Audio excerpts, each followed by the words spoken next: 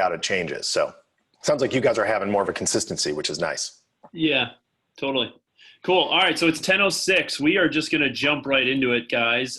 Thank you for jumping on this morning's call. And I am super stoked. A very good friend of KW Milwaukee, Phil Byers, lives and works in downtown Chicago. Just a great friend of KW Milwaukee, is always willing to share and participate and give back to our agents. And this guy is one of those people who, as he says, he built his business where it's on autopilot. It's easy. He feels like he's always connecting with his people and his clients, does a big book of business. And I will tell you, I've personally referred him a handful of deals, and our friends who've bought and sold with him have nothing but rave reviews. So Phil Byers, thank you for jumping on with KW Milwaukee, and I'll let you run with here. Thanks, Charlie. I'm so happy to be back. I think this is the third or fourth time that I've had a chance to visit your market center. And a couple of years ago, we came for the first time, and I so appreciate it because I got so much business and referrals from Milwaukee. And thank you for saying that, Charlie. And I just love making it easy on our clients and making it easy for the agents that are referring. So thanks for that. And it's a thrill to be back here again. Charlie asked me today to talk about relationship selling. There's a thing that I've talked about for years that's right out of the Red Book, the Millionaire Real Estate Agent book, called 33 Touch. And I wrote down a few things that I just wanted to start with. And then I have a couple slides. And Charlie, I'm able to share my slides if I wanted to, right? Yep. Okay, and we'll get to that in a minute. And it's some of the slides, actually all of the slides that have been in the presentations that I've done in Milwaukee before, and it helps to sort of organize the point about 33 Touch, and we'll talk about that a little bit. But I wanted to start by talking just in general about relationship selling, because that was in the conversation that Charlie and I had a couple weeks ago, scheduling this, and then quickly last night that he wanted me to talk about. And that's really what the 33 Touch is. And when you say relationship selling to an agent, or you say relationship selling to a client, I think there's all these conceptions and misconceptions and things that it means. And so I wrote down, I was brainstorming this morning on sort of an intro, and I just wrote down 5 things. I don't have a slide for this, but I'm just going to read them off. 5 things that just sort of popped in my head, sort of that I would like people to know when they think about relationship selling. And the first one is something that's sort of near and dear to me. And I think sometimes relationship selling gets caught up in touchy-feely and hugs and kisses and crying and, this really emotional sort of thing. And relationship selling, over the 17 years that I've been doing it, really by and large doesn't involve super close friendships necessarily. I have made some really, really close friends with my clients, but that's more rare than it is common. I'm not the first one at the baby shower with the gift. I'm not the first one with the congratulations on your wedding. And you can do it that way too. And you can have a more deeper personal relationship with your clients. But I always like to start out by saying, just because you're in relationship with your clients doesn't mean that you're the one that rushes to their aid when their, kid needs stitches, or, there's a death in their family or something like that. It just means that your relationship is secure you're the expert that they think of when they go to buy or sell their homes, or when they think about real estate. So that was the first thing that I wrote down. I actually wrote down, it isn't all hugs and gentle sobbing.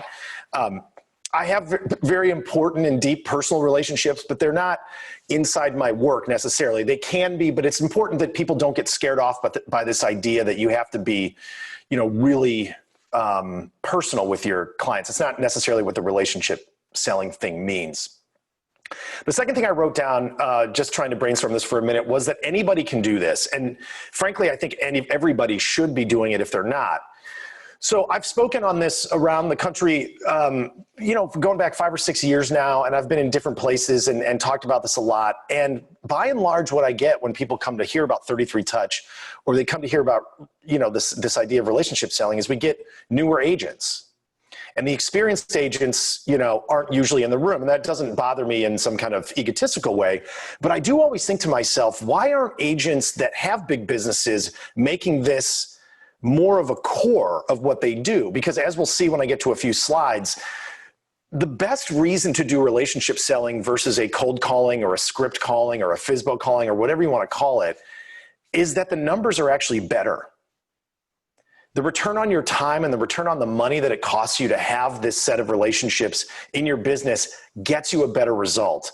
And that isn't anecdotal either. I'm going to show you a slide that Gary Keller put up at Reunion, 3 or 4 years ago, where he did a return on investment analysis of different lead generation. So that's the thing. Everybody should be doing this, and they should be doing it because, so this is the second thing, everyone should be doing it because it's a better return. It's not just because you don't like cold calling. You can not like cold calling. We'll get to that one in a minute. But while you're not liking it, know that you're going to actually do better if you get focused on this. And that brings me to the third point. Sometimes relationship selling gets mixed up in, oh, this just means you just glad hand people from time to time, go to a couple networking events and, make sure that you're on Facebook a lot. And that isn't what it means. There's still a commitment and a set of follow through when you run a 33 touch or you decide that you want to have important sort of fiduciary relationships with your clients. Don't mistake the idea that, your clients actually know you and you actually know them with I don't have to do anything. Because I see people that get it, but then they don't get the execution. So that third piece is, and we'll talk about what that execution looks like, is just, that you have to have a command. The fourth thing that I wrote down was, it is absolutely okay, and you don't have to be shy if you think to yourself, I don't want to call FSBOs and expireds. I won't look at Charlie's face as I say that, or any other buddy at Keller Williams that's a leader, but we celebrate through that book, in the Millionaire Real Estate Agent book, that there are different ways to do this. I've done this from the beginning. I've never cold called, and you are absolutely entitled to not cold call and to not like it and to not have to pretend that you like it. And we'll talk through that a little bit and what that means. And I'll show you right from what I learned from Gary Keller, why this gets you better results. Those numbers are real. And the last thing is you actually might like your job a little bit better. And over the years, what I can tell you is the pressure of that day in and day out, where's my next deal coming from, starts to dissipate. And you get to start really, really enjoying what you do.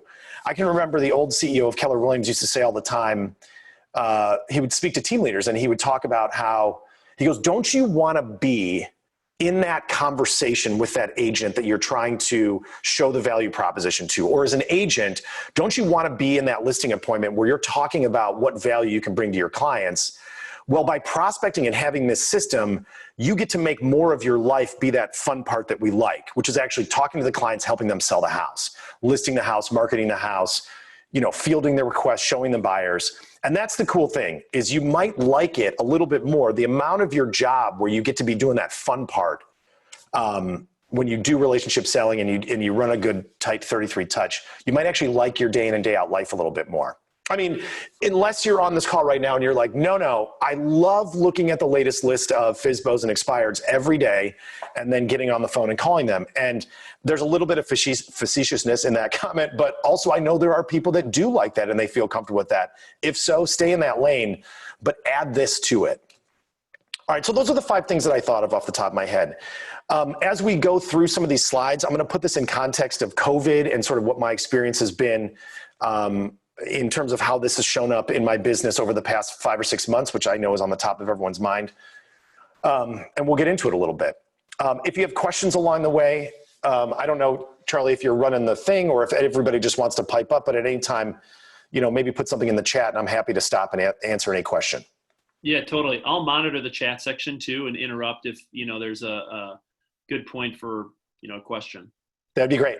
Okay, I'm going to share this really quick. And it's this. And we'll do it like this. So I actually made this little slide today. Yeah, there's no crying or hugging. Everyone needs to be doing it. You have to have commitment. So we just went through this. You don't have to be a cold call machine, and you might like the job better. The one bonus that I put in here is that by doing this, it might take a little bit longer. And actually, as we're about to lead into this, I'll actually put that in context. I started in this business in 2004, the summer of 04. I was a full-time agent. I had recently joined, I'd recently joined Coldwell Banker, and I had gotten the Millionaire Real Estate Agent book, read it. And within 90 days of focus on what I'm about to talk about, 90 days, I was doing 2 to 3 deals a month. And that isn't where it stopped. but it only took 90 days. Sometimes I think this gets caught up in, sometimes I think this gets caught up in, oh my gosh, it's going to be 6 months or a year. Or even as agents, we make this mistake where we tell each other, and new agents that might be listening and experienced agents that might be listening, just a tip, let's not tell each other how much time this is going to take and how hard and terrible it's going to be, because I can report to you that it doesn't have to be. And that quickness can be just 90 days. You can start in the business at 90 days and you could be doing 2 to 3 deals a month on that 90-day mark. And I'll say this again, there will not be a cold call involved. So just understand that as we go through it, it might take a little bit longer, but don't take that to mean it might take a lot longer. So, and it's really about fundamentals. This whole thing that I'm going to talk about is the fundamentals of this business. My friend Emily Fair is on this as well, and we've joked before over coffee how sometimes we don't really feel that great at this job, right? But what I am good at when it comes to being a real estate agent over 17 years and having a life that I never thought I'd have is I'm super good at dribbling and passing. Shooting the ball, not the greatest at it. And you can make a lot of money in this business by just learning to kind of run at an even pace. And it's really about fundamentals, the dribbling and passing of keeping in front of people. And there's this great scene in Forgetting Sarah Marshall, if you ever saw the movie, where Kunu, played by Paul Rudd, is trying to teach the guy how to surf. And he keeps telling him to get down on the surfboard. And he says, get up. And then he gets up on the surfboard and he goes, no, you're doing too much. Get back down again. And then he tells him to get up again. And he keeps saying, you're doing too much. You're doing too much. And I always think it's really funny because he doesn't understand what the guy means. But I think it's a great sort of analogy or allegory to our business, where the second you walk in the room with your real estate license, you are bombarded with about 900 things from 900 people that are telling you what you should be doing. So one of the things I always like to say is try to do less, which is what Kunu tells the guy in the movie. Just do less. I think one of the things that we have to do, we hear this a lot in the one thing, which is terrific. Putting it in practice is different than reading the one thing. So if you can read the one thing and put into practice that I'm gonna be sure to really focus on this one thing or couple things in my business every day, which I'll talk about vis-a-vis the 33 touch, it will make a tremendous difference in your business. Where I was a productivity coach for a year at Keller Williams in Chicago, and what I saw where people would trip is either they would get 6 weeks in, feel a little bit better, get one client or two that they could start running with, and then they would just stop. And they'd get caught up in, okay, now what does my listing presentation need to be or something else? And it's about doing a little bit less. Charlie, did you want to say something?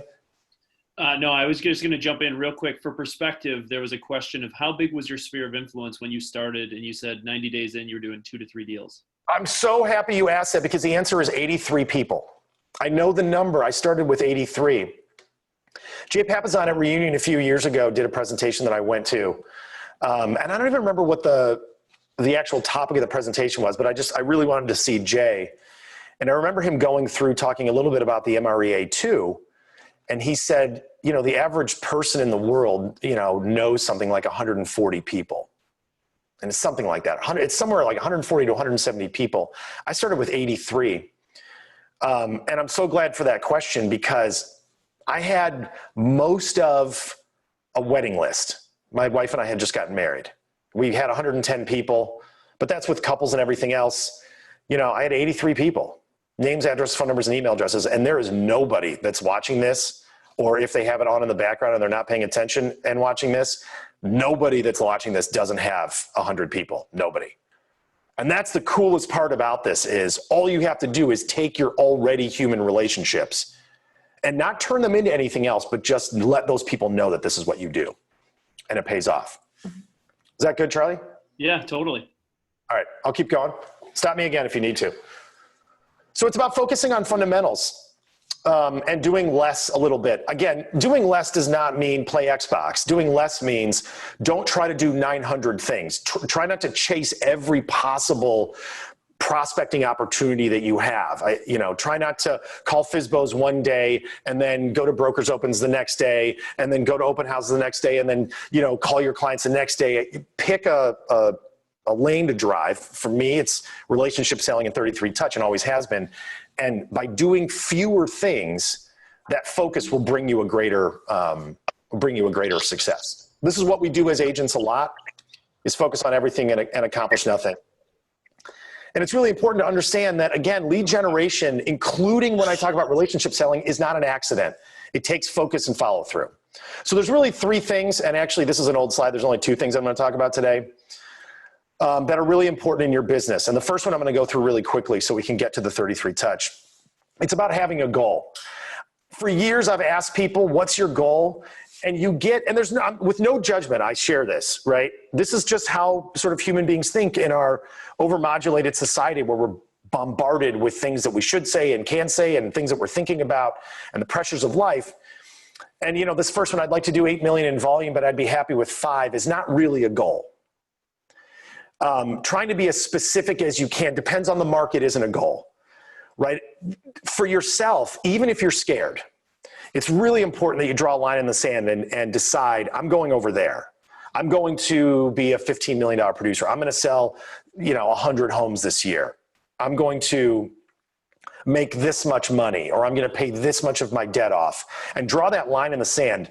And as somebody who personally is shy, scared, and struggles at times in his life with being unsure of himself, I don't remember what caused me to do that my first year in the business, because it wasn't naturally who I was, but I somehow did it. I don't remember why. And I credit any success that I've had with deciding in my first year that I was going to sell $10 million in volume. And that's how I thought of it. Today I count transactions, but at the time I said to myself, I want 10 million in volume.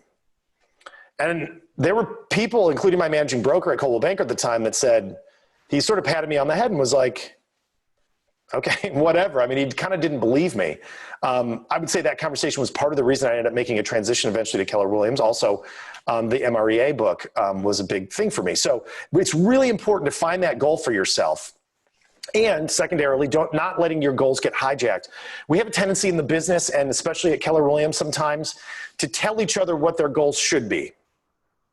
Or there's this really dirty phrase that we use that says, cross it off and double it. And I know from talking to people for years that not everybody's looking for the Bentleys and penthouses and fancy drinks and this posh lifestyle, right? But sometimes we sell that to ourselves as, this is what you want, isn't it? ? And then the people that receive that question sometimes nod their head and go, yes. But I find that what we want as people is we want our kids to have their college paid for. We want them to be safe. We want our mortgage to be paid. We want to go on vacation from time to time. We want to blow some money at the Apple store, the Louis Vuitton store once in a while because we saved up or whatever, and have a comfortable life in retirement. And this will get you there. And this will also get you here. So just know that when you decide for yourself what your goal is going to be, you're much more likely to find the motivation and energy and to turn any fear around that you have to get there. So really, really important that everything that we talk about today is going to be predicated on have a goal, know why you're doing this. And the big why is this sort of nebulous thing that we talk about, but even if that big why is I'm going to show them, or I'm going to show my ex-husband, or I'm going to show my friends, or I'm going to show that kid in 4th grade, even though you'll never call that kid in 4th grade and tell them, but show them what you're going to do and know why you're doing it. I've often in my coaching over the year, I said to people, if there's an immature reason that makes you get out of bed in the morning, keep it to yourself if you want, but use that as the fuel in your engine. I had a manager real quick at the job that I left right before I got married, who's just one of those people that I don't line up with in life, the kind of guy that's just not who I am. Didn't like him. We all left amicably and everything, and I left my job and I went into real estate. But the thing that I thought every day when I got up my first year in the business was, I'm going to earn double what my old boss earned. And I did. I ended up accomplishing that goal and doing almost 12 million in my first year. And the reason I say that right now is so that you know what we're going to talk about is not a little business. 1 year later, $275,000 in GCI. We're only going to talk about what I did, which is very basically keep in touch with people. All right. Number 2. All right. So here we go. We're going to write the plan, and we're going to write what's called a 33 touch plan. And if you've heard that phrase 33 touch before, look in your book, the MREA book, inside the lead generation model has this thing called a 33 touch, and we're going to talk about the power of it. And Charlie, did you want to say something, or I'm going to keep going? No, keep rocking. Okay, so why a 33 touch plan? What you do with a 33 touch plan, the whole reason for it is to stay in touch with your clients. Then by staying in touch with them using the systematic method, there is a predictable result. And it's a result that I've enjoyed almost every year I've been in business using this. So that's the thing. Why are we doing it? To stay in touch. And why are we staying in touch? To get a result, meaning we're going to have the opportunity to sell X number of homes. Here's what this looks like. And before we get right to the 33 touch, here's that slide that I told you about. This comes from, 2017. You can see it on the bottom, Keller Williams Realty Inc. Gary put this up. He said, I believe this was in New Orleans. He said, I commissioned a study and I wanted to find out when agents are giving money into their business for prospecting tools, what kind of return are they getting out? And I remember I ran home from that reunion and immediately put this slide in my presentation, because if you look all the way over here in the cold calling and online ads columns, you get a negative return on average in the industry. But if you look at these first couple columns, referrals, 11.7% of your budget, 36% of your return, 3.7% on your sphere of influence, 25% return. Repeat business. What we're going to talk about in the 33 touch over the next 15, 20 minutes is these first three columns. And to be honest, you don't have to do anything else. I've gone through a little transition in my business over the last 6 or 8 months, and I can tell you I've been pretty bad about marketing, advertising, and kind of doing that soft stuff. I've been inconsistent. And I can share with you that because we still run a 33 touch, it hasn't really mattered too much. Whereas if you can't cold call FSBOs and expireds for a couple weeks, that's it. It's gonna, those leads are gonna drop off, or you're gonna have to kind of start over with an even colder pool than you were working with. So know again that when we talk about this, it isn't about just being wimpy about cold calling. It's a better return on your time and money. That's the best reason to do it. Okay, so it's a numbers game. If you've ever seen Moneyball, the movie, or if you've ever read the book Moneyball, what's really cool about the Moneyball, and if you haven't, you've probably heard of it, this was a book that was written about what's called sabermetrics, and it's the math of baseball. And what it does is it says that there's a correct way to play baseball. By the way, there's math people and data nerds that do this for Monopoly, and they do it for Wheel of Fortune, and they do it for a whole bunch of things. But in baseball, there's this beautiful, long recorded history of how the game was played, every pitch and every hit. And so these mathematicians and data people put this stuff together, and they came up with this thing called sabermetrics, and it's sort of the correct way to play baseball. And one of the things I always talk about as a for instance is it's considered really bad mathematical baseball strategy to ever steal a base. Across the history of baseball, there is a negative return. For every base attempted to be stolen, so for every one, there's a return of 0.9. So there's a lower return on investment. So certain teams focus only on the math of the game. And by the way, if there was baseball right now and you turned it on, you would still catch teams using steals to advance runners. But the correct mathematical baseball strategy is to not do that. And in our business, we have these other tools that also give us these answers mathematically about the way people act and what you can do to get a predictable result. When I started in the business, what I loved about this book, The Millionaire Real Estate Agent, was that somebody had finally said, do this and you will get that. Because the advice I had received up to then was, and I can vividly remember this, and if you've seen my presentation before, you might remember me talking about this, that I can remember somebody telling me, when you go to Starbucks in the morning to get your coffee, introduce yourself to everybody in the store every day and hand them your business card. And I went, there's no possible way I'm doing that. I'm too scared, too shy. There's no way I'm doing that. And that was the kind of advice I was getting in the summer of 2004, right? Just sort of very basic hustle advice. And then I read this book, and this book said, do exactly these things, which were right in my wheelhouse. And I'll say that everybody on this call, I'm confident saying everybody on this call has the skills that we're talking about to do this thing, and you will get this result. So what does that look like? Oh, actually, before we get to the 33 touch, exactly what does that look like? In the other document that's up here, the annual profile of home buyers and sellers, we get this wonderful answer. 73% of buyers, when asked, how likely are you to use your real estate agent again or refer them to somebody else? 73% of people said that they would definitely use their agent again or refer them, which is shocking. And here's the actual slide. I didn't believe it. Definitely is a weird word. and very specific. And this is from 2016. So this number hasn't moved much, by the way, 1 or 2 points up or down. It hovers right here. So I could get the updated number, but it's going to live right here. 73% of people literally said definitely. When you add the probablys, it indicates that 88% of people that you've worked with before desire or intend to work with you again.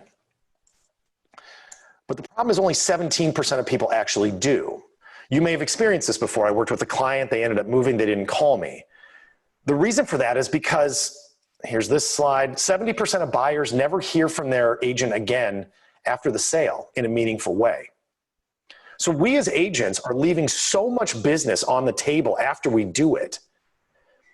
And I can share that over the 17 years, again, I don't say this with pride, I say it with fact, just with how this 33 touch works. I only know of 6 people that worked with me who went later and worked with somebody else. And in none of those cases did I feel like it was not amicable, the deal that we had done. I know of at least a couple of them, they married agents or dated agents and then used those people. So you can really stop and dam up your river of people that you've worked with before, and they'll immediately start coming back to you just by keeping in touch with them. And by the way, again, there's no hugging or crying. In fact, there might not even be phone calls. So we'll talk about what that looks like.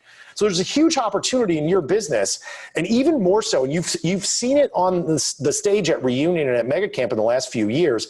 This is what top agents are starting to talk about, because they're saying to themselves, I've been leaving a lot of money on the table by converting these web leads and then just kind of letting them drift. Well, a lot of those people might come back to them, but not as many as should be coming back to them. And you'll hear a lot of really big time agents start to talk about running a 33 touch because of the return and locking down those relationships. So I'm going to skip ahead a little bit. Again, this is what we're doing. So let's moneyball the real estate game, right? If we have these mathematical answers for baseball, we also have them for real estate. So what does it look like?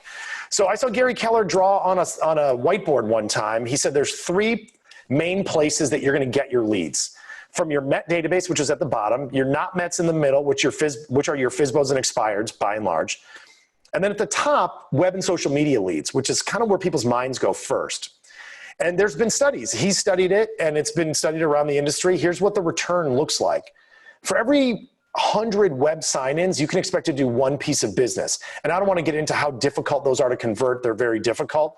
It's not a great place to start your business. New agents that might be listening, if you're like, I'm going to get my website really locked down and then get my social media locked down, definitely do it, but don't do it for weeks and weeks and weeks, because you're not going to get the return on it. It's more of a support tool for what we're going to talk about. Not Mets are 1 for 50. That's the farm number. I don't want to spend too much time here either, but here's the beauty. And this is right in the Millionaire Real Estate Agent book. Your Mets will give you 2 closed pieces of business for every 12 people that you're running a 33 touch on. And if you're writing that down, that's worth writing down. For every 12 people that you're touching consistently, you can expect 2 pieces of business per year is another important part of that. So it's not 12 new people.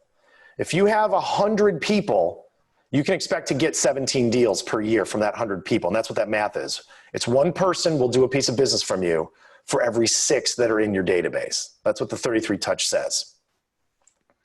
So, and we'll get into exactly how we execute that here in just a minute. And I'm going to want to end the presentation about 33 touch at about 10:45, and then we can do questions and I'll ask stuff. So let's just, I'll kind of rattle through really quick. What is a Met? A Met is you've met them before. This is a really key part of this. If you sit in open house this weekend and you meet somebody and you get their sign-in information, you've done it. You have met them. We do this thing as agents where we judge, how did it go? Did I connect with them? Do they seem like they like me? Do I seem like I like them? Were they forthcoming? Did they smile? Were they scared of me? Did they run out? Doesn't matter.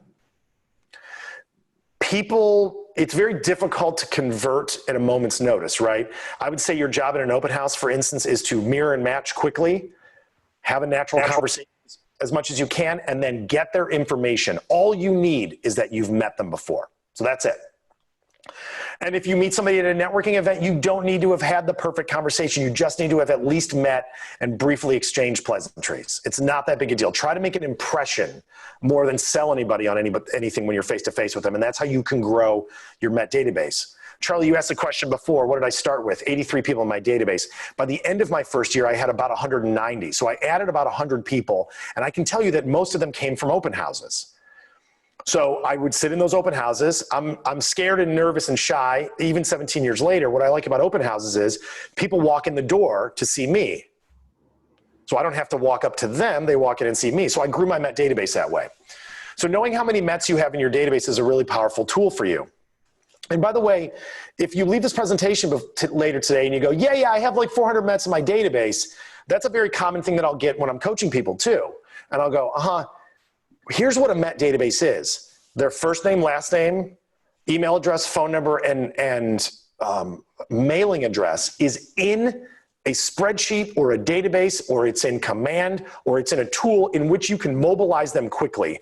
Guessing how many people you have in your phone is not what a Met database is. And I don't say that as a lecture or judgment, but just like if you want this to work, you have to actually build the frame. And you're gonna have to build a frame that says, I can mobilize. And the great thing is everyone on this call has this tool called Command. And if you don't use Command, you can use Salesforce. And if you don't use Salesforce, you can use an Excel spreadsheet, or you can use the free number spreadsheet that you get with your iPhone. Whatever it is, you need to have name, phone number, email address, and mailing address for your folks. And that's what a Met database is. Well, so what happens when you focus? Oh, go ahead, Charlie. Sorry. The crazy thing is how many people don't have physical mailing addresses of past clients, or, even though they sold them the home. I've said before, to not have your clients' addresses is strange because we literally sell addresses for a living. You know what I mean? That's what we do. It's crazy to me that as agents, and it's somebody is online right now, and I'm not really saying this with judgment again or a lecture, but I mean, I will always get the question, Phil, what do I do if I don't have mailing addresses? And then I always say, well, first of all, recognize the importance of mailing addresses. You're literally selling these people their houses. And I know if you meet someone in an open house and you go, well, they didn't give me their mailing address. I use this tool called Intellius, Intellius.com. Anybody can go and sign up for it. I believe it's $30 a month. So that's $360 per year. And yes, it's one of these companies that scrapes public information. And so if you have somebody's email address, sometimes you can use that to find their cell phone, mailing address, first and last name. If you have their first and last name and you know that they live in River North in Chicago, you can often find their address, email address, not 100% of the time, but I'd say about 85 to 90% of the time. So we do this. If I meet somebody and I wanna get them into my database. Now, some people will mistake this for stalking or like I'm hounding them. I'm not doing any of that. I just want to know who I met and I want to get that person into my database. They will not get obnoxious phone calls from me, but they are going to be in my database. And I consider my database sort of my net that I'm catching fish with. Here's some quick math. This is worth writing down. Every 100 Mets that you have in your database is 17 closings per year. That's that 1-for-6 ratio. 100 divided by 6 is roughly 17. So quick math, if you want to go through and look at the number of people you have in Command or Salesforce or your spreadsheet or whatever you're using, this will tell you how much potential is sitting in your database. And I've had people do the exercise before where I'll go, tell me the exact number, and they'll go 900. And I'll go, how many deals did you do last year? And they'll go 31. And I'll go, isn't that funny? You have a database that's full of 150 to 200 deals per year. And that sounds hyperbolic, or it sounds like the speaker on the camera today telling you that, come on, just think positive and it'll work out. But this does work out. And I know it because I'd never sold anything before this job. And when I started connecting with people the way that I do it naturally anyway, it all started coming true. So I'm going to skip through these slides, but let's just stop here and go really quick. 400 Mets in your database divided by 6, you can see this on the slide, means that you would do 67 deals. I've done this presentation in a bunch of different markets. So for some reason, I just chose out of thin air 200,000 as an average price point. In my market, that average price point is higher. But let's just say it was 200,000. Yours might be higher, might be a little lower. So take the number of deals you have, multiply it by your average. That gets you your volume. $13 million in volume at a 3% co-op commission on either side gets you about 400,000 in GCI. Take your cap out of it. I use 24,000 because that used to be our old one in Chicago a long time ago. And you're netting $378,000 in business income. And that's only with 400 people. And that's a lot of people, don't get me wrong. But there's a lot of people on this call that know 400 people and even have met 400 people, have had a wedding with 400 people in it, and don't realize it or don't think how much money they could be leaving on the table. And I'll say one thing too, because it might come up as a question. If some of these people, let's say 25% of your people in your database that you would put in there live out of town. Let's say you're from California and you have a bunch of people from when you worked in LA. Cool, put them in your database and mail to them and talk about the Milwaukee market and talk about the LA market with them when you reach out to them, because they can refer you and you can refer them. And yes, you're not calling them and asking them for a referral necessarily every minute, but I can tell you story after story after story of every client of mine that moved out of town. They stayed on my mailing list and sent referrals back to us. So it's really important that you grow this database. So how does it work? How do we get this 1 for 6? And this will be sort of the last thing I go over before we get to questions. And again, it's about staying in touch. So touch everybody in your Met database 33 times per year. So up to this point, we've talked about have a database, right? Build that frame of your house. Make sure that your names, addresses, phone numbers, and email addresses sit in a single place. It doesn't count. You do not have a database if you can't mobilize. Think about that. Put that little bit of pressure on yourself, that if you've been kind of working out of your phone or you haven't set up, and by the way, if you don't want to use command, use a spreadsheet. If you don't want to use a spreadsheet, use Salesforce. Find a tool where you can get to the people that are in your database, leave notes, and just keep up with what is everyone's address. When somebody moves, make it part of your closing process that you go to your database, delete the old address, assuming that they sold the house, and then update their new address. If they didn't sell the house, keep that one in there as their investment and add their new primary residence. It's very important. So first you have to have your Met database, and then you have to touch everybody in it 33 times per year. This makes people uncomfortable because that feels like a lot. We'll go fast here. I always do this bit that Coke and Pepsi actually touch you as an American 3,500 times per year. So I always say, I'm not talking about 33 phone calls. I'm not talking about 33, I'm in a contest messages or voicemails that you're leaving. You're gonna have a natural relationship through trying to get yourself in front of them 33 times per year. This is a funny slide that I just always like to show. 3 or 4 years ago, I was giving this presentation live in Naperville, Illinois, and I'd gone to the gas station ahead of time to get a bottle of water, just so I had it for when I was presenting. And I'm 47, I was born in 1972, and Crystal Pepsi was a thing in the late 80s and early 90s. And they had this display like 3 or 4 years ago. And I noticed that, number one, nobody had taken a bottle out of this display, because if you've never had Crystal Pepsi before, I don't recommend it, it's disgusting. And I had this theory that the only reason that they put these displays in gas stations was just for people like me, kids in the 80s with now a little bit of more money in their life, would see this brand and get nostalgic for it, which I obviously did because I took a picture of it. But all this thing does is remind you of Pepsi. And as agents, it's our same goal to do the same thing. We don't have to call people up and ask them for a referral necessarily. We don't have to call somebody up and ask them how the kids are. We just need to be there for them for when they have a need. And that's what the goal is just to keep dripping on them. So again, it's not 33 phone calls or 33 postcards or 33 I'm in a contest or 33 letters. It's a mixture, and we're gonna talk about what that mixture looks like. So I'm just gonna put this up real quick.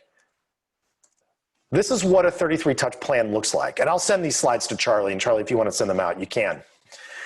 If you're a new agent, you should put this business plan together. If you're an experienced agent, you should put this business plan together. And I always hate when presenters go, this is what you should do, and I'm sorry for doing it. But I'll just say it again. If I'm allowed to say that you should do one thing, I really think that this is what it should be, because it changed my life, and I know that it'll change yours. I don't care what level you're at. Mail something to everyone in your Met database once per month. I know that feels old-fashioned. I can also tell you that we never get a bigger response than when a postcard hits mailboxes of our database. And we know it because when it hits, 3 days later, we get 5 or 6 phone calls. And they're not calling to say, oh my God, Phil, I got your amazing postcard. They're just calling to go, you know what? I'm a little overdue. We're thinking about selling the house. Wanted to start that conversation. And this spurs that. That's why to do it. They are going to look at it, and they are going to rip it up and throw it away. So don't spend any time really like over processing or over designing something. Go to EDGE. EDGE is a little bit old terminology now, right? Go to command, find one of the products or tools that you have, and send something out. And I always recommend pick one and send it 12 times. It doesn't matter. It doesn't matter. And Phil, I've heard you say this before, but think of Williams Sonoma, Bed Bath & Beyond, you know, everybody knows, right? If you have a home, you're getting all these postcards. Can you ever say what the sale is or what item it is that they're giving away when you buy a new towel or anything? No. Yeah, no.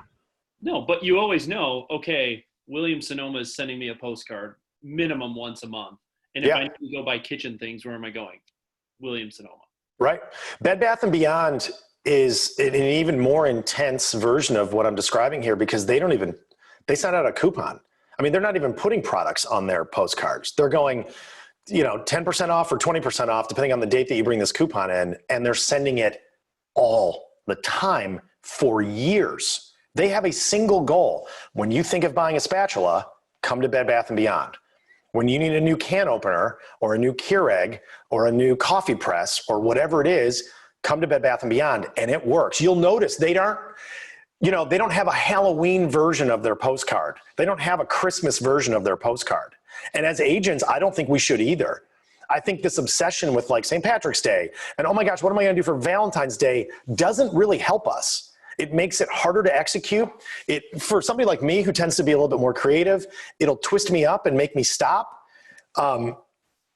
My assistant Rachel, who's designed a lot of our stuff, we have this rule that I've talked about for years in the presentations now, where she doesn't even show me anything anymore. Because if she asks me my opinion, I definitely won't like it. But if I get it in the mail, I'll love it because it's done. And I'll still hate it. We have this joke where I'll bring it in, I'll go, hey, Rach, I got the postcard in the mail. And she'll say, what do you think? And I'll always say, I hate it, because I do. But I love that it went out. And that's what this is. So mail something once a month. We all get these mass emails from people.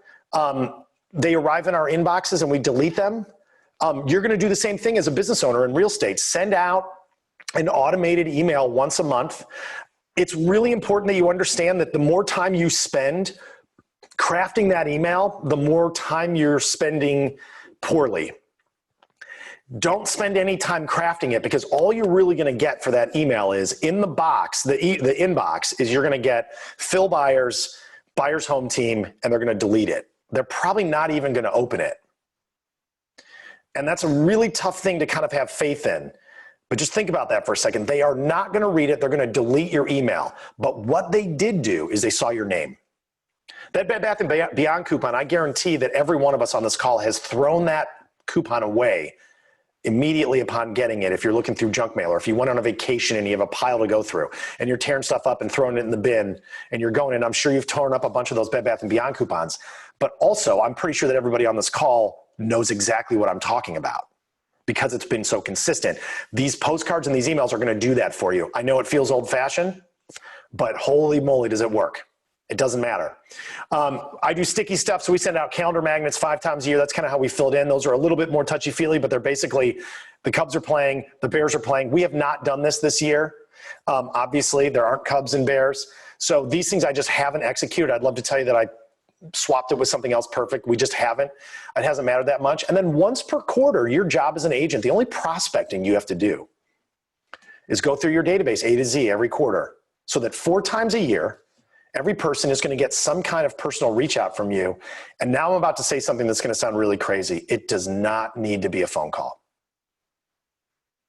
And in fact, it's only recently that I've begun to admit to people that over my 17 years, it's rarely been a phone call. We don't maintain relationships in the modern age solely by using the phone. And we all know that there's a lot of people who just don't like getting a phone call. I had a client apologize to me the other day for calling me. And I was like, oh, it's okay. But he felt bad. He was like, I know you're busy. And I was like, he's like, I should have told you that I was gonna call. And that's what modern life is with phone calls. So what I do mean is, hey, George, it's Phil checking in on you guys. I know you had the baby. Congrats. I might've seen that on Facebook or something. And even if I don't know that, just wanted to check in on you. People are kind of reevaluating things in the state of COVID. Call me if you have any questions. Hey, by the way, the market is a little bit weird this year. Call me if you want to discuss. And they'll appreciate that text. And they probably won't get back to you. And they'll appreciate that email, and they probably won't get back to you. But what you are doing is you're putting bricks in this foundation of their mind, in this mind share, that they will think of you first when it's time to do something. And that's what this does for you more than anything else, is it gets you this mind share. I have a slide in here. Actually, I'll stop after this slide and then we can do questions. But this thing gets mixed up as like, what's a personal touch? And we're taught like, oh yeah, personal touch. Okay, Jonathan Newby. Cool, man. Cool, man. All right. How many phone calls did you make today, bro? Did you get on the phone? Did you hammer the phone? Did you make your 50 calls? How many people did you reach? How much time did you spend with them? What did those phone calls sound like? And that does not need to be what this is. It can be, by the way. But what it really is I thought of one of my clients. I reached out to them in some form that's natural for a human being to reach out. It was business related. Hey, Mark, it's a little weird. Call me if you have any questions. Hey, things have started to pick up again. If you guys have any questions about, selling your home or what's happening in the market, call me anytime. Hey, I saw you had a baby. Congrats. If you guys need anything, let me know. Whatever it might be, I thought of them. I reached out to them. And I'm pretty confident that they knew that I thought of them and reached out to them. That's what a relationship is. A relationship is we connected in some form or another in the modern age. Actually, the last thing I'll say about this very thing is 2 years ago when I turned 45 years old, my parents who are in their 70s and have iPhones wished me happy birthday separately by text. So I did not get a call from my parents who are in their 70s. And the question I always love to ask people is, did I think that my relationship changed with my parents that day? And the answer is no, of course not. Just like some of your best friends that you only text with and your clients that you only text with, that relationship is secure, but it's how it happens. So the pressure that we put on ourselves, just let that dissipate a little bit. But the pressure you do put on yourselves, make it consistent and make it real. And that's where this works. So I'll stop there. It's a little general when I do this face-to-face, as Charlie knows, it ends up being a 2.5-hour presentation with a little bit more granular detail, but I'll be happy to take any questions that you guys have if you have them. Well, and Phil, I'll just kind of reiterate to your point around the prospecting, right? I think one of the biggest mistakes agents make is they can set up a mailer, they can set up an email, they can send out something that's sticky, and that when it comes time to prospecting their database once a quarter, it becomes really unintentional. So what happens is you have the 72% who definitely would work with their agent again, but 17% end up doing it because they never hear from them again. What happens is that the prospecting aspect becomes unintentional, and that naturally people fall off your database because you forget, oh my gosh, I haven't talked to Mary Sue in 3 years, right? Yeah. And so the key in all of this is making sure that, okay, set up your email, set up your mail, set up your sticky, but then be intentional about who you touch and when you touch them. Yep. I've also, Charlie, seen the opposite be true. There's a guy that works on my team now that I started coaching at the very beginning of his career, and he got really good, really quick at making these touches, right? But what he wasn't doing was mailing at all. And don't get me wrong, I don't want to sit here and be the guy that's like, how you get a big business is mail postcards. I'm not saying that, but you have to create this environment in which you're actually showing people that you're a real estate agent too. People on this call know people that are car salesmen or real estate agents or insurance salesmen. And when you see them in a party, they're like, yeah, I sell insurance. But when a postcard arrives in the mail that looks like you actually sell insurance, there's some credibility that gets built there. And so I really think that it's both. But to your point, Charlie, you're absolutely right. But I see people get lazy on both sides of it, and it can make a difference. You send those postcards, that does some lifting for you. And then when you call up and go, or text up or email somebody or check in with them and leave them a voicemail, by golly, if they don't answer, hey, it's Phil calling, my name will get stuck in their phone. They'll remember you, which is what this game is to be remembered. You want to be top of mind. Well, we've talked about this before, right? With your own personal business is what the success of your 33 touch campaign is that your clients always feel like they're in communication with you. Yeah. And as you've said to me, reality is I only really talk to them 3 or 4 times a year. Right. You know what I mean? But they're like, oh my God, Phil's everywhere. I don't even necessarily talk to them either. They're hearing from me. I mean, the funny thing about this sometimes is it feels bad.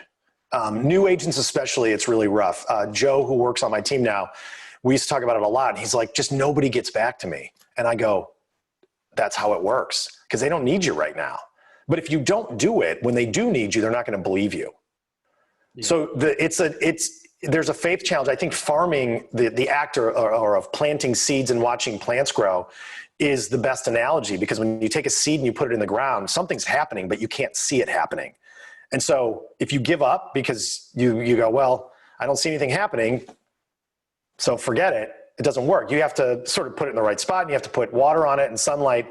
And here's the funny thing too, is it might take 2 weeks to germinate before you see that little thing pop out of the ground. But when you do, you're on your way. And it's that first part, the germination in this business. If you're starting from nothing, or if you're going back and sort of reheating up the pot of boiling water that is your database, or now lukewarm water that's your database, give it a minute.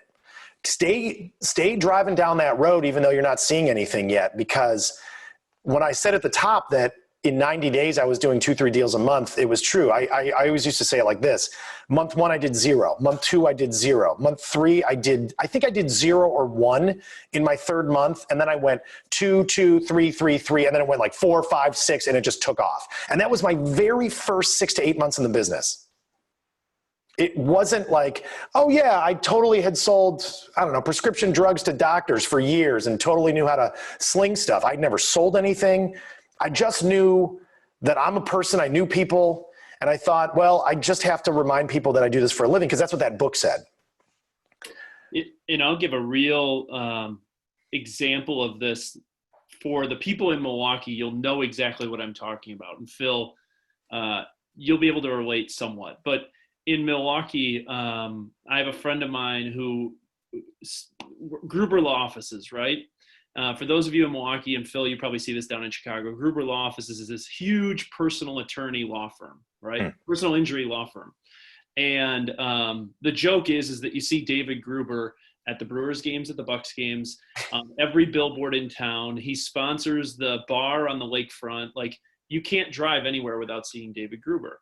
And Megan and I went to dinner one night with the Grubers, and we said, hey, when did your business, like growing up with the Grubers, like their business wasn't, it was a law firm, but it wasn't like this huge, kind of local celebrity type business. And he said, the minute my dad went from the personal injury attorney to more of the showman marketer, his business took off. Wow. Right. And point being is you can't go anywhere in Milwaukee without seeing him, and people kind of rag on him. But at the same time, he's an ingenious marketer, because you can't go anywhere without seeing him. That's exactly. People are going to think of you first. That's the whole game. It's the whole game. If you're not first, you're last. Yeah. And I like attention, but I like it inside my own control, right? So like, I know that there's people listening to this and go, I don't want to be that agent that blah, blah, blah, blah, blah, right? I don't either. And actually, in a way, I'm not. I'm not really flashy. I don't have billboards. I'm forcing myself to do more video, because the business is changing in a way that I do have to have my literal face moving and saying things in front of people more often. Again, that's credibility, and it's the reality of the modern age of selling. But you don't have to, like the Grubers in your case and your family friends, they have this gigantic business, which is incredible. And it doesn't surprise me at all that as soon as they made themselves top of mind for everybody, that's who they called. Like, there's a guy that I see on billboards driving over here to Michigan and around Chicago, where it's like, I forget the guy's name. He calls himself the Hammer. And it's like for truck drivers that have been in truck wrecks. And I'm like, I don't have any family members, and I myself am not a truck driver, but by golly, if somebody was ever like, hey, we got in a truck wreck, what do? I'd be like, you call the Hammer is what you do, because I've seen the billboards, right? And as real estate agents, we're just trying to create that same thing. And there's a bunch of different ways to do it, but I think what doesn't do it is, hey, I told people, I've had people say this to me, they go, no, my friends know. And I go, well, okay, well then why did your friend not call you? Or why did your friend list with somebody else? Maybe if they know, at a minimum, they don't believe you. And I think that 33 touch, and this was a realization in the last couple of years, is it doesn't just get them to know, but it gets them to believe also. Because when you're a new agent, you've told all your friends that you're an agent, it's not enough. And they don't think that you're real yet. And as soon as they see you start doing some stuff, and it sounds so silly, but as soon as this happened my first year in the business, my parents got a Cub Sox schedule from me. And it was like this printed, magnet that you put on the refrigerator. And my mom was like, Philip, how did you get a magnet with your picture and your information on it? She was so amazed, right? Now, my mom at the time was like in her mid 60s, but it was this little light that went off that it was like, this is credibility in a weird way, right? I send out this dumb thing, but it's like, it's real. No, he's really a real estate agent. There's a magnet that says so. But when you're just some person at a party handing your business card out and like crossing your fingers, you know, these things can kind of help build the bricks of your business more so than you even think they do, if that makes sense. You got to be top of mind though. That's what the whole reason of doing this is. The messages don't matter. The postcard is not going to change anybody's life. No one's going to get that email and be like, oh my gosh, thank God I now know this thing that you sent me, or that video that you got me, or now I know about the market and I didn't an hour earlier. It's really about, I saw this guy's name. Oh yeah, that's the guy. Phil's the hammer. That's what we want. And it works. It works. It worked immediately. Immediately. I sold 11.9 million my first full year in the business, which was 05, 278,000 in income. And I don't say that with pride. At the time, I was like, wait, what just happened? How much money did I make? Because I couldn't believe it. And it worked. And it will work for anybody that's listening to this. Yeah. And it's your one play, is it not? I don't really do anything else. People ask me, they go, Phil, what are tell me about your client parties. And I always go, I hate client parties because I'm too shy. I don't want to hold a party because I have this thing where I'm like, what if nobody comes? And then I hate myself and all this stuff. And somebody's listening to this going, I know how that feels. So I always say that what I've done psychologically is trick myself into success by being like, okay, what am I comfortable with? Flex those muscles as often as I can. And that's what this is. Keep in touch, offer myself as a resource and as as a tool for people to use if they need something, and then just do it consistently. And then they call me and yeah, I don't have another play. I don't have anything else that I do. Yeah. And I'm very happy with it this way too. It's great. Point being is it's a very simple play that you just execute over and over and over. Yeah. Yeah. And Charlie, you and I talked about it yesterday really quick, that I've gone through some sort of business and life transition stuff, nothing too serious, but in the last 6 to 8 months, and I've gotten lazy. I went through a few months of where I wasn't prospecting. Months, I'll say again. But you can't do this when you first start. Take a few months off.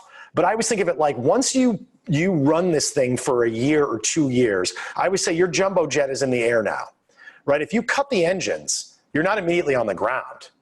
Right? You're going to float for a little while and then you might slowly come down a little bit. This happened to me in 2010 when I became a team leader. I cut the engines because I was going off to be a team leader. I referred a bunch of my business to a colleague during that year I was a team leader. And I still ended up with like 10 or $11 million in referred business. And then when I came back to my business, it had been a year since I had marketed and really kept in touch on purpose.